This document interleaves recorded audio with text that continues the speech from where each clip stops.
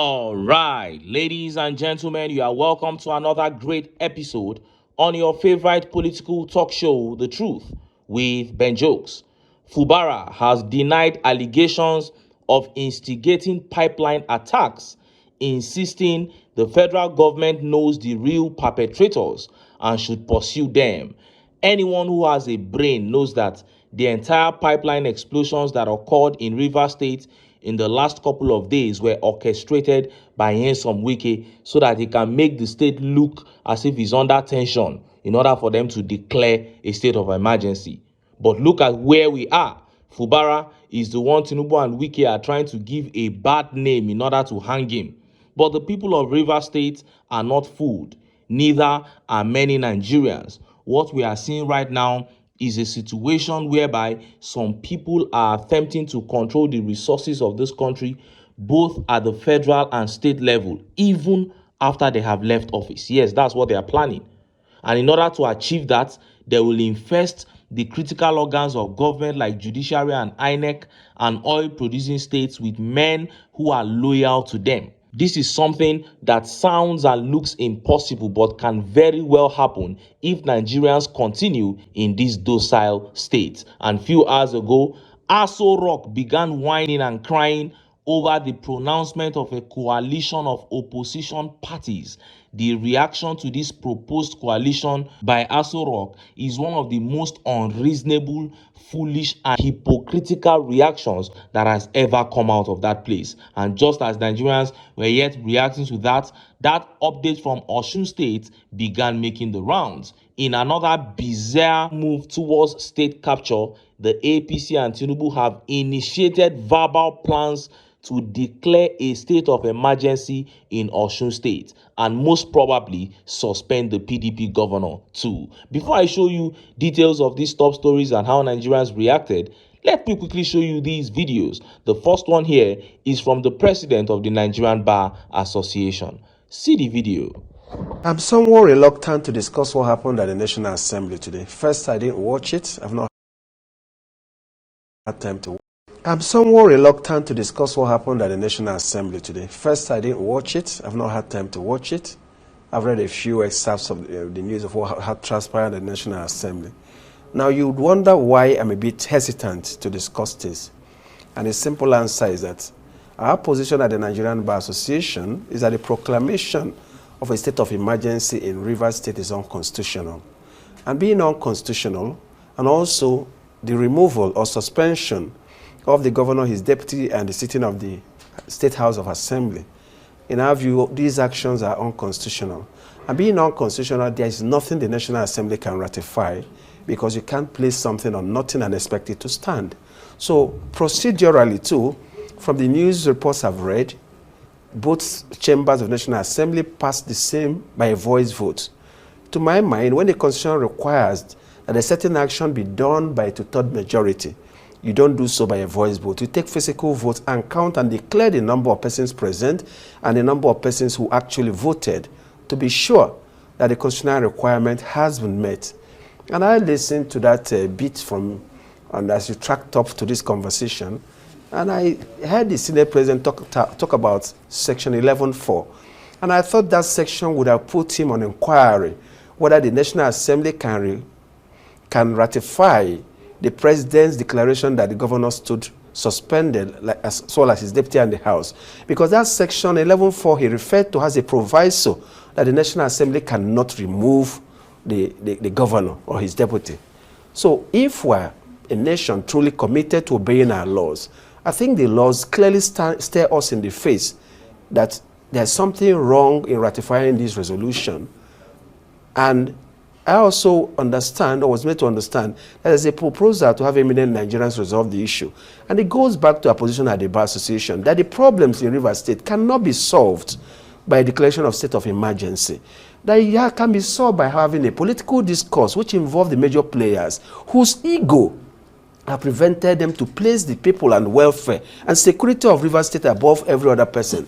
And it's been a case of who can win, who blinks first, who can pull the contacts or the strings or whatever it takes to win, to get the other person out of power. And in the whole thing, the people don't count. So to solve this problem, I don't think the declaration of state of emergency will solve it. I think a political solution at the end of the day will be the bedrock of finding a lasting solution to the current or seemingly intractable political situation Rivers State has been embroiled in almost over 1 year. Right. You heard that.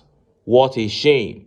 The man who was sent to Aso Rock unconstitutionally has now taken unconstitutionality to another level, suspending an elected governor. And we have officially, before the whole world, become a country that has no single respect for her laws. Let's take this next video. And in this video here, we are going to see one of those men pretending not to know who Tinubu is. And he was lamenting as he has now been hit by Tinubu's impunity. See the video. If Mr. President, whom I so respect, I have in many fora tried to defend some of his policies. And I do that, with good intention, because he's someone that I know has been compassionate towards the poor.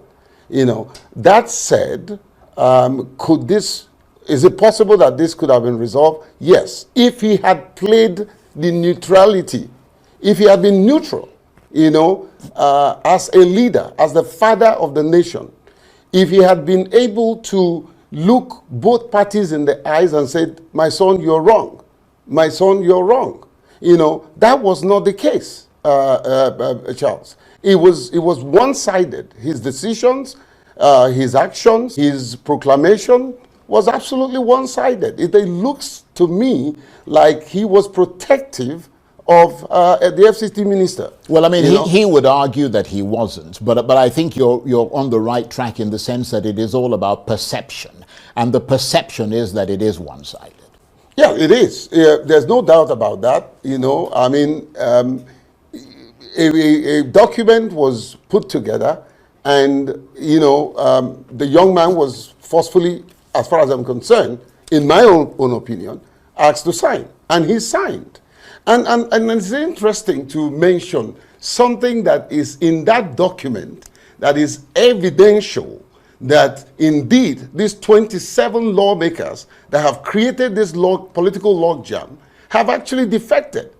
Number 3, if you have it, you can show your audience. Number 3, it was said that Governor Simeon Alai will recognize these lawmakers as having defected from PDP to APC. Guess who signed that document? Wike signed that document. Guess who signed that document? Ameule signed that document. Guess who signed that document? All the elders, all the people who signed it, including Simeon Alai. That's enough concrete evidence that indeed, because this is at the heart of the issue, okay? The defection is at the heart of the issue. Yet, it is very disheartening that this document came out of the presidency, and yet people came out openly to argue, lie through their teeth that these guys never defected. You saw that. He began his speech by saying Tinubu is compassionate towards the poor. That is all I need to know about this man. Because who says a thing like that? Who even reasons like that? That is a white lie. On the other hand of this Fubara saga, the tears of these men excite me. Because if you are looking for how Wike was able to steal Peter Obi's 1.5 million votes in Rivers State, then you look towards men like this.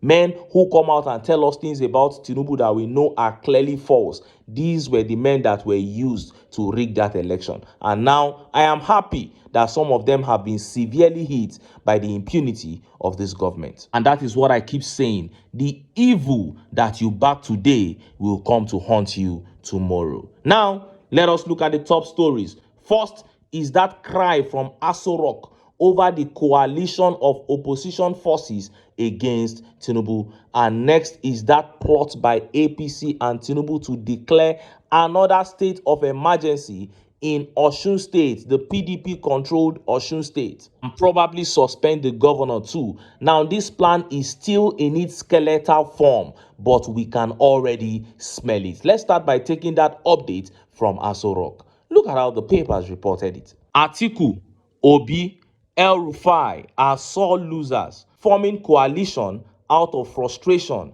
hatred for Tinubu presidential aide Ononuga.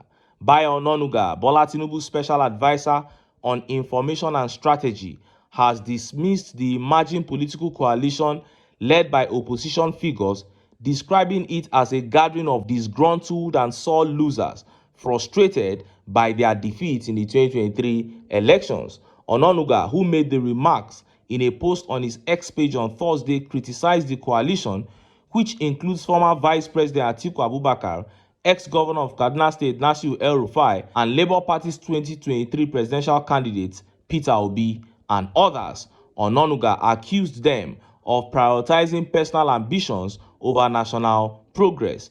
In the post he titled, "My Message to the Coalition of Tinubu Haters," Ononuga said, Tinubu is focused on governance to build a prosperous country. He is on the way to achieving this. He highlighted Tinubu's accomplishments, saying that significant strides have been made in addressing Nigeria's challenges 2 months into the administration's midterm. 2 months to his midterm, he has many solid achievements to showcase. Intractable problems are being tackled headlong. He cannot be distracted by the so-called coalition of politicians. They are not politicians after the public good. It is all about their self-interest. They are disgruntled. They are frustrated lots. The leaders are sore losers. The coalition is an amalgam of Tinubu haters. Their agenda is to stop Tinubu. You heard that. And honestly, I believe that at this point, we can all conclude that this man, Bayo Ononuga, has severe mental problem. And anyone who thinks otherwise is abnormal. This man is clearly sick. How does forming a coalition of political parties amount to hating Tinubu?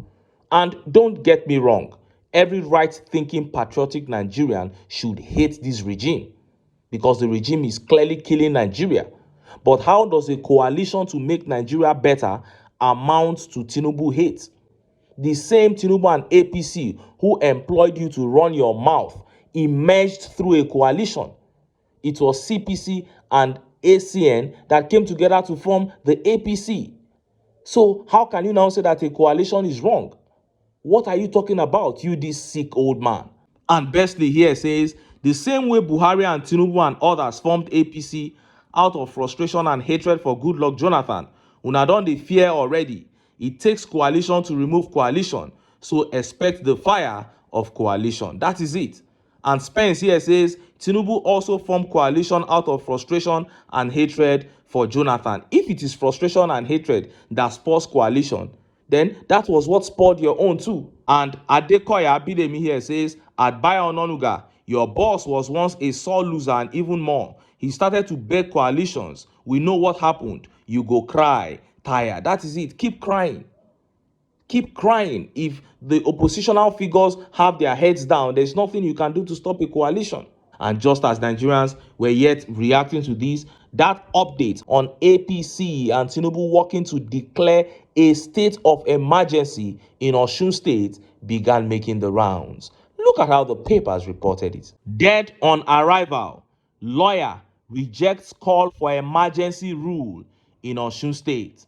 Ajibola Bashiru, National Secretary of the All Progressive Congress APC, had urged Tinubu to extend emergency rule to Osun State, citing Ademola Adeleke, the governor's refusal to reinstate APC-backed council chairpersons despite a court order.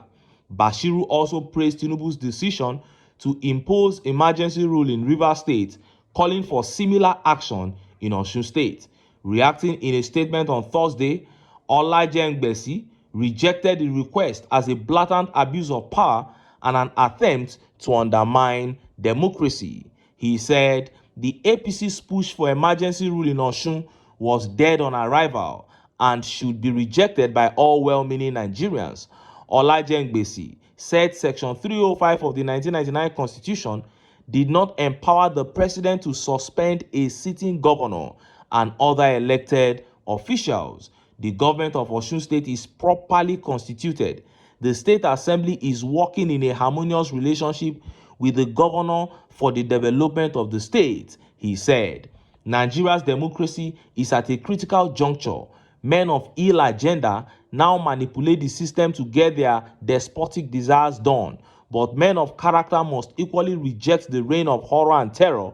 Autocratic tendencies have no room in our nascent democracy. The calls for emergency rule in Osun State by Ajibola Bashiru and the APC is condemnable, unconstitutional, and tyrannical. No situation in Osun State warrants such a devilish call. Osun State is peaceful. Section 305 of the 1999 Constitution is clear on situations that warrant a state of emergency, and this does not prelude the suspension of elected officials. The plot by the APC government to surreptitiously eject governors in opposition parties through the imposition of emergency rule stands condemned. The plot is dead on arrival. Now they got the APC National Secretary to begin talking about imposing a state of emergency in Osun State. I am telling you, that guy wouldn't have started saying that thing. He would never have mentioned it if he was not told to do so by Tinubu and the other APC chiefs. This is how they begin. Before you know it now, someone else will second that motion. Before you know it, a third person will second that motion. Then the next thing they will do is begin to foment trouble in the states. You know, all those provisions of Section 305 of the Constitution, those things that need to be happening in a state for a state of emergency to be declared. APC people will now go and start trying to sponsor such things in the state. And everything is planned out from Tinubu down to Ganduje to the last person, to those local government chairmen. They know that they are playing out a script.